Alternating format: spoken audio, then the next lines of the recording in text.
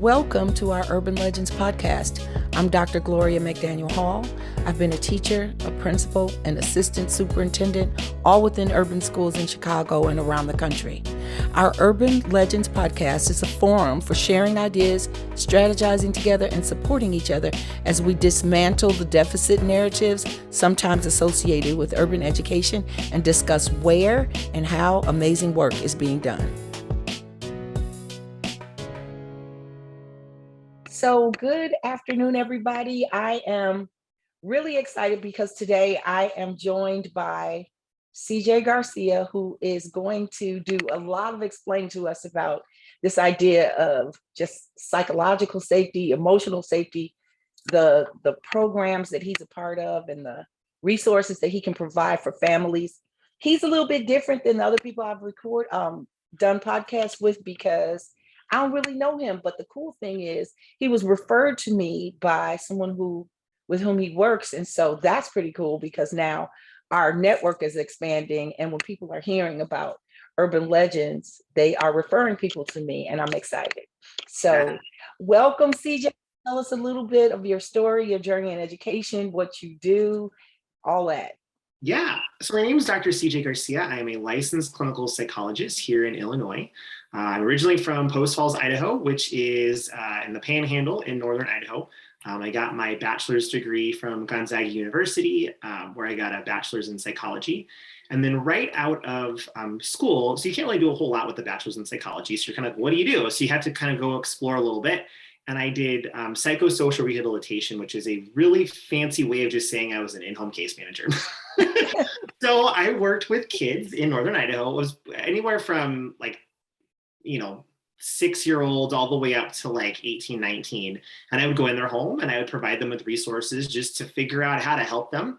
And during that time, I had a little bit of exposure to the school systems. I had one little guy who had some sexualized acting out behaviors due to a trauma. And I actually went in this little itty bitty cubby in his preschool that was a one-way mirror to kind of watch him. And that was my first introduction to that process.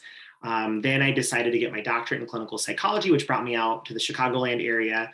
And then one of my first therapy practicums, I ended up doing a lot of advocacy for kids. I worked with inner city youth in an outpatient clinic. A lot of them had ADHD, had acting out types of behaviors, and the schools were really hard on them. And so I didn't know a lot, but I know I'm kind of a force, and I know people don't always want to put up with me. So I knew how to use what I got to help advocate for families to get IEPs. And so knowing what I know now, I was like the guy that you don't want to talk to because I didn't know what I was doing, but I was effective. I was effective. I got the job done. And then right after there, I did an advanced therapy practicum where I ended up at a therapeutic day school in northern Illinois and was trained on IEPs, was trained on the therapeutic side of things.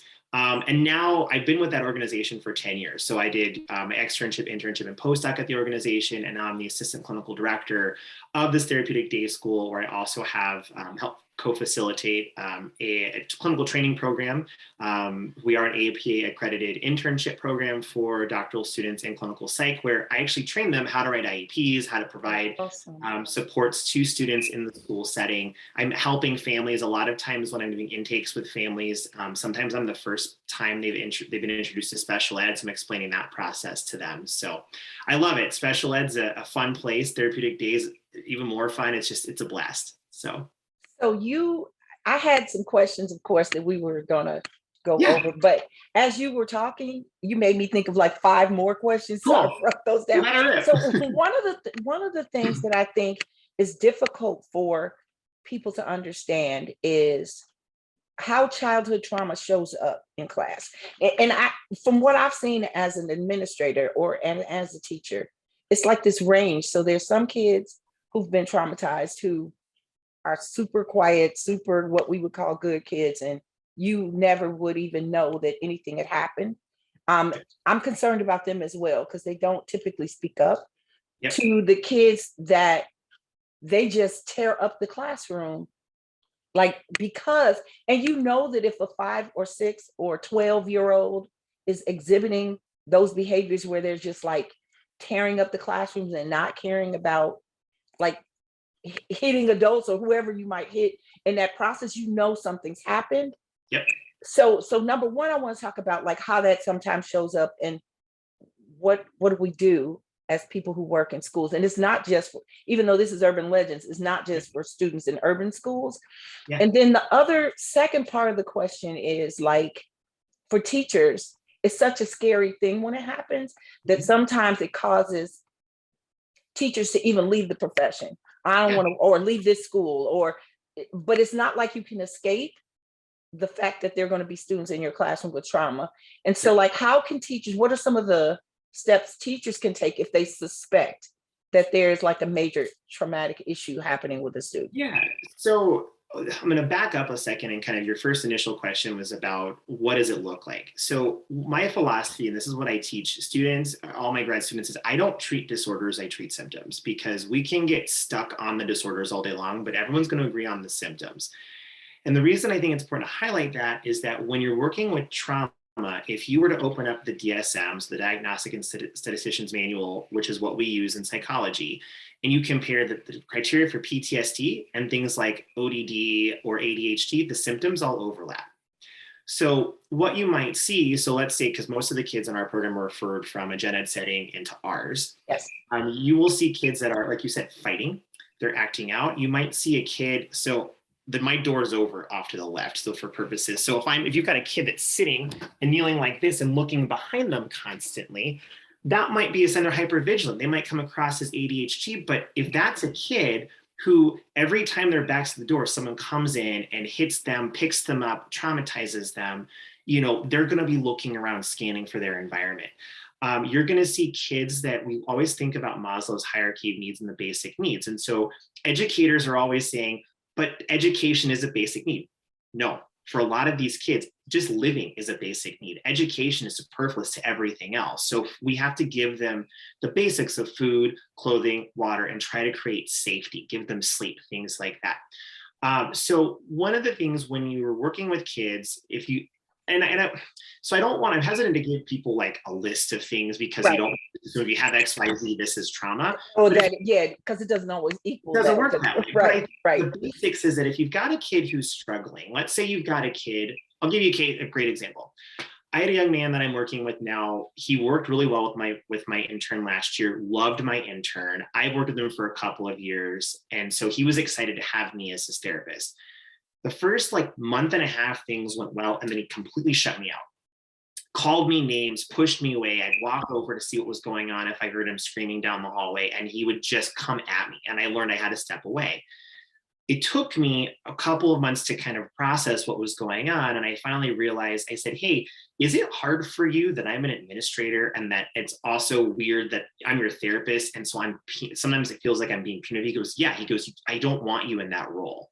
And so we had to separate out my role as a therapist from my role as an administrator because I was a male, and men in his family are the people that hand down the punishment and are kind of absent sometimes. And if they're there in a punitive way. So I had to reshape my relationship with him to the point where now he'll talk with me. But those are the types of things you have to start asking questions about what's going on, dive into the kid's background just to kind of see what else is there, and then really take a bigger picture and look at how are you influencing the relationship with the student. Because sometimes if I've got a student who's pushing me away, it could be they have a trauma from a male. It could be, I had one kid who hated me because I reminded him, and he said I looked, sounded, acted just like a principal at a school that he felt like was really hard on him. And so I couldn't talk to the kid. It didn't matter what was going on. I had to stay as far away from him because I would trigger him. Just my presence alone was triggering for him. So kind of having to look, I think, at those types of things. And I think the other thing is getting away from the idea that kids sit in rows and look straight ahead. Yes, please. Could we not do that? And the slant all day. Could we not have kids slant? Could we not? Kids have to be walking around. They need to be getting up. They need to be movement. They need to be bouncing and fidgeting and doing all of those things. I guarantee you, your kid that's hiding under the desk fidgeting was listening to every word you're saying. Yes, he can hear you. And I think that's another thing too, is giving those kids those opportunities and not penalizing them because they're not going to sit still all day and look straight ahead and talk to you. Oh my God! And I've seen teachers who, on purpose, it feels like to me sometimes, trigger kids so that they can be out of the room because they don't want to deal with the fact that they can't stay in the seat. But imagine, and I used to tell teachers when I was an administrator, imagine if we teachers were in PD all day, like for 7 hours, and had to sit up straight like that all day, like facing forward and not talk. Like you all couldn't do it, I bet you. But No. we want little kids to do the same. Yeah. Okay. So another thing that you just made me think of is, okay, so you do this work, and from what you described, it's individualized, it's based on what triggers kids, it's based on what they need, it might be based on what you learn about the trauma they experienced, but then they go home. Yeah. And it, like, is it you're untraumatizing, they're re-traumatizing? Like, if the situation that's traumatizing them is at home, how do you provide like the wraparound or the services that are gonna like not undo what you've done? Yeah, so that becomes the hard part. One of the things we do just in general is we make sure that we have a safe space for the kids. So you'll hear me all the time, and you'll hear my principal talk a lot about how when there's a snow day, we're open. During COVID, we tried really, really hard to stay open as long as possible because the safest place for our kids, a lot of our kids in School. our building with food, clothing, shelter, all that. So we try to make sure they have good relationships with people as best we can. We also talk with them about what's the reality of me having a conversation with your parents, because some families we can have a conversation and it's fine. Other families, if we have a conversation, it's not safe for the kids. We have to have that conversation. Mhm. We really try hard if we know that there's something going on at home. A lot of times there's a transgenerational pattern that's present. So we're always offering family therapy. Some families are welcome and welcoming of that process. Others want nothing to do with it. There's a support I think it's more Lake County, but it's called 211, and you dial the number and you tell them what you're looking for, and they'll try to set you up with services as best you can. We often utilize DCFS a lot. So I'm not overly a fan of engaging them because I don't necessarily feel like they're the most effective, resource we have. But what I can tell you is that when you get these cases where I don't want like a kid removed, but I'm saying they need extra support, I've had good success with telling the hotline worker what's going on and what we need, and they can connect them with either intact services or SAS and kind of get other resources into the home to wrap around the family and give them the supports that they need. And then a lot of times we'll partner with those outside providers, and they'll come into the building. We'll do co-therapy with them. They'll come and observe our kids, so that way they get a full view of what's going on. And sometimes also, and maybe you can speak to this a little bit, and it's just because like I don't know a lot about like all those degrees that you talked about. You have, like, I didn't learn that. So like I learned the pedagogical side. I didn't learn a lot about that side. And number one, I think it does new teachers a disservice not to have more training or understanding about how trauma shows up. Like, Yep. we really need to do better Yeah. at the new teacher course program, Yeah. because like you encounter that as soon as you get into a school building or in your classroom, and because you haven't really talked about it, you don't know what to do, number one. So I think a lot of times teachers like suffer through because they don't think that they have an option. But how do you take care, how would you suggest, or what are some things that you've seen that have worked in terms of taking care of the educators? Like, I know that it's difficult. So you have the program, you pull out kids, they go back into their classrooms, and the way that they show up in class or sometimes makes it difficult for the Yeah. teacher. How do we help the teacher to, number one, understand what's happening? Yeah. Number two, understand the triggers that they might be using and how to mitigate that or not do that. And number three, how to take care of themselves in the process, and that like it's not their fault. Yeah, so I actually am a certified trauma and resilience trainer and practitioner. And to full transparency, they don't teach you that in grad school. I actually got connected with that through one of my colleagues who was really passionate about it, and so that's how I learned a lot about it. Okay. One of the things we teach about is called something called compassion fatigue. And it's just the idea that you only have so much and you only have so much to give. And when you start to reach that threshold, your things are going to start falling apart. And what do you do, right? We also teach about rational detachment and how it's not about you. 99.9% of the time, it is nothing to do with you. It is what you represent for the student. And it's teaching teachers and educators to take a step back and go, wait a minute, this has something to do with me. Why am I taking it personally? We do have a lot of teachers, even now, even in our program, that will say, I'm supposed to teach. And our response is, you are teaching them. You're just not teaching them the curriculum, you're teaching them basic life skills. Yep. And so we also kind of talk with them about how can you engage with the student? What's something you can bond with them on? We've got one guy in our building who's really big in music, can play, I think, any instrument you could put in front of him. And he'll play instruments with the kids all day long. You know, he'll be sitting there strumming on the guitar while he's doing a lesson. You know, he'll do that during breaks, engage the kids that way. A lot of it for us is we create this space in our offices for staff to come in and just vent. I always tell them, I'm not your therapist, I'm not your psychologist, I'm here to listen, I'm here to help you, but we'll have a conversation, and it's letting people kind of get it out. It's validating their experience and making sure that they understand they're not alone and that this is very difficult work. The big thing we're really big on is self-care. So what are you doing? You know, my big thing is the school day is the school day. And once you're done with the school day, now you are a parent, a daughter, a boyfriend, a girlfriend, a spouse, or whatever. And I always tell my trainees, don't text me after 3:30 unless it's an emergency and like a kid's being hospitalized or whatever, it's a crisis, it's different. But if you interrupt my dad time, I'm upset because that's my dad time. And I teach them that. And so we model that for them. We also try to do things just to build morale. Like, well, everyone loves food. People bond around food. So we'll buy lunch. We'll do potlucks for people. This week it's Spirit Week. So like tomorrow I had to wear pajamas to work, you know, do fun things like that. We did chair massages. So we're always trying to do those types of things for staff. Letting them go early. Sometimes that's really helpful for them. You know, giving them just different little accolades and things that they can do to take care of themselves, but also again reminding them this is not about you, this is about the kids, and you didn't do anything. It's the kids are reacting to you for some reason. It's so hard, like in the moment when it's happening, not to take it personal. Like I was the principal, and sometimes I would take it personal, even though I knew that there was nothing I had actually done to this child. It's so hard to understand and so hard to know what to do, even if two kids are exhibiting the same behaviors. The way that you get them to stop or talk them down is different for different kids. Some you can just talk to in a calm voice and it works. Some that is not the answer.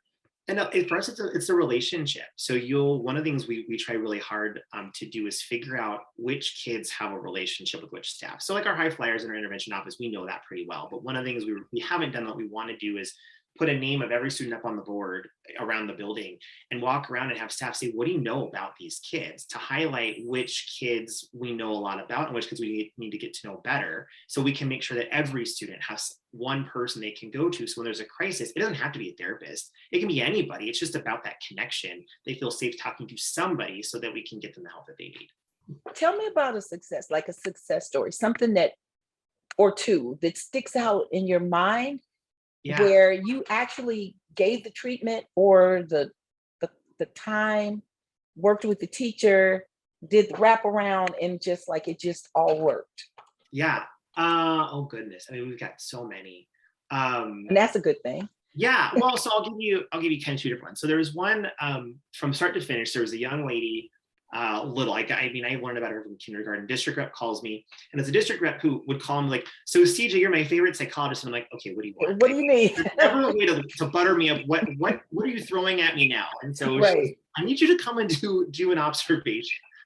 So she gives me the backstory. Young lady in kindergarten, adopted from overseas, was in an orphanage that historically has a lot of like sexual trauma, typically run by young boys that will sexually abuse and traumatize these kids.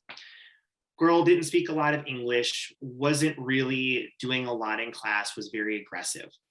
Ironically enough, my colleague knew the family, so we had a little bit of a backstory of kind of what was going on. So I go out and observe, and I look at this girl, and I'm like, oh yeah, we'll be fine. We got it. Like, let's bring her in. This will be great. And one of the psychologists I work with was like, CJ, you're crazy. I mean, flat out told me you shouldn't take this kid. You know, told me if anything happened, it was on me. And I was like, I will own this. If this goes sideways, I will totally own this. But I'm telling you, we got it. This will be fantastic. So one of the first things we get her in the building, and the first thing we find out is that transitions are really difficult for her, especially leaving. And what we found out was that, so our kids are bused in either by cab or bus from either the school or from like a local cab company. And so what would happen is this girl was on a cab, and she'd freak out every time she got on the cab. And what we found out was that whenever a cab showed up at the orphanage, it was because you were leaving and never coming back. So we had to set up a whole bunch of supports to get these supports in place so that she knew the same staff were going to drop her off and bring her to the cab and get her strapped in because she had a harness, and that we would let the parent know she's on her way, and we had her routine. So it took a couple months, got her acclimated, she was good. We helped her make a map of the school. She walked around. She knew where she was going. She spent a lot of time in our intervention office. She would make forts with people. She sometimes would come into the classroom, then come back out of the classroom. So we then connected her with another young lady who had some similar issues, and they were like two peas in a pod. The two of them so they had a really good relationship. So that worked out well. And so now we're at a point now where it's been about 3 years. The young lady is now in class. She's learning how to read better. She's learning how to write. She's spending most of her time in the classroom doing really, really well. She was doing so well, in fact, that my principal was like, because we got to a point where we were going to actually run out of options with this young lady. So my principal, who's always really innovative, said, we're going to create a life skills classroom just for this girl. So that's what we did. We created a classroom just for her, and we had plenty of kids for that room. So we just created the room for her and then moved all the kids over there. And she's been doing fantastic. Okay, so I think we could end. That story is everything. There's just so many times that it ends up not good because people ignore the signs or continue to suspend, or she's freaking out. Like, it's parent, take care of it yourself. Parents don't know what to do, whether they are adoptive parents or actual parents or some family member providing a place for the child to live. Like, you don't know what to do. So everybody gives up on the child, and then the child ends up somewhere in the system, which is when I'm looking at things that happen on television where there are these crimes that like 11 and 12-year-olds, 16, 17-year-olds are committing, that just like, I can't believe somebody did that. What it makes me think of is what happened to that person? What happened to that child that is not what an 11-year-old would be doing? But if everybody has given up on him or her, what else are you supposed to do? Like, I want people to look out for the signs, know what the signs are, and then contact somebody like you so that we can save our kids.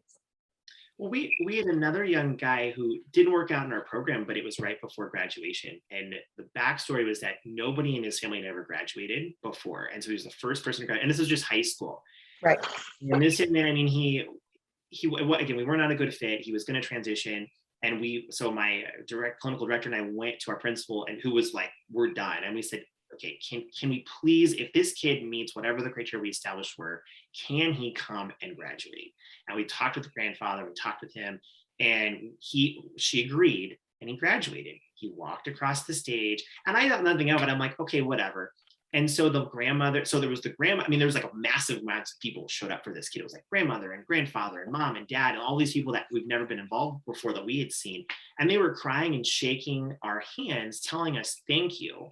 And what they kept saying was, white people give up on us, and you guys did it, and you guys advocated for us. And they were just so appreciative of that. And it kind of motivated this kid to then do better in the next program that he was in, because we tried everything with this kid, and it just wasn't a good fit. But we gave him what he needed to move on to the next chapter. I was going to ask you about the idea of I don't know, like the racial makeup of the students in the schools where you've worked, but like for me, it's typically been between 50% Latinx, 50% African-American to 99% African-American. Like, it's mostly urban settings. And so like, and all that entails. But that's why I'm doing this Urban Legends podcast, because I believe that if we change the narrative about how we think about that work, like the sky is the limit, like it's possible. Like you could change outcomes for kids and for teachers. I just believe that you can. what are some of the most pressing needs you see in terms of what's happening in schools and how we interact with students who might be, what do you think we're doing the most wrong? So that's a hard question because my question would differ depending on if we weren't in a pandemic. Yeah, yes, yeah, okay, yep, So prior to the pandemic, I think the biggest thing was not getting to know the kids. I think it was you see a behavior, it doesn't fit the mold, and the kid leaves without getting to know the kid. I think now the biggest thing we're doing is putting the needs of the teachers before the students. And I think, and like with the recent lockout with CPS, I was so angry about that because I kept thinking it impacts disproportionately minority youth in the inner right, city. I know a lot of our kids, when we went remote, they didn't have laptops, didn't have Chromebooks, didn't have access to the internet. So we provided all of those things. We gave them a Chromebook. We gave them these little pucks that will allow them to get free internet. We found them free internet resources. We would go out to the house and provide services on the front lawn as long as it wasn't freezing outside.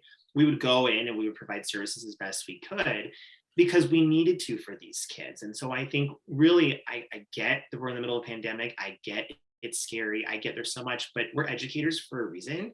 And I think there's a lot of things we can do to make sure that we're safe and our families are safe while also honoring and respecting these kids and just meeting them where they're at and forming these relationships. I think the other thing just from reading IEPs is I should never read an IEP and know a teacher hates a kid. And I can't tell you how many times I read an IEP and I'll go, this teacher doesn't like this kid. And you don't even know this kid because when I go and read it, I'm going, there's all these other questions that I have. When I do my intake and I ask the questions, the response I get is, why did no one else ask me that question? And it's like, well, because I took the time to read the IEP and right, this is what I do. right, And that's what happens. And people don't get to know these kids and they give them these blanket, interventions that don't work. Or you'll hear like OT. Well, OT often in gen ed settings is handwriting. Well, it's so much more than that. And then when you need more services, the kids are penalized. So I think it's sticking inside the box. We need to branch out because when you've met one kid, you've met one kid, and every kid is different. And we need to really honor the differentiality of the kids and the individuality of all the kids. that's amazing. Okay, so what are some of the final thoughts that you have?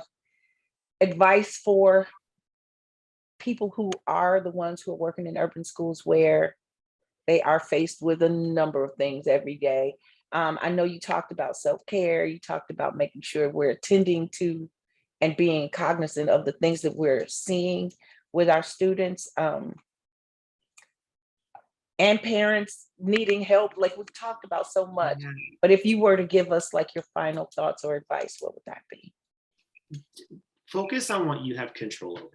You would be surprised at the power of a relationship and the power of belonging and connection. If you can just form that connection with your students, even if you don't see the fruits of that labor, 1 to 4 years from now, I guarantee you will be that one teacher that is remembered of caring and leaving a lasting impact. And that's the best thing that you can do. Show up for your kids every day. Figure out the one thing you can do to show them that you care and you mean it.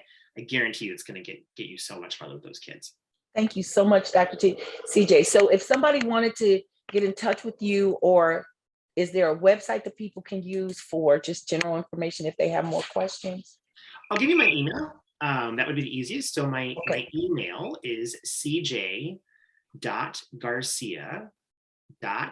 as in Paul, S as in Sam, Y, D as in dog @gmail.com. Thank you so much. It's been a wonderful conversation. Absolutely. Thanks for having me.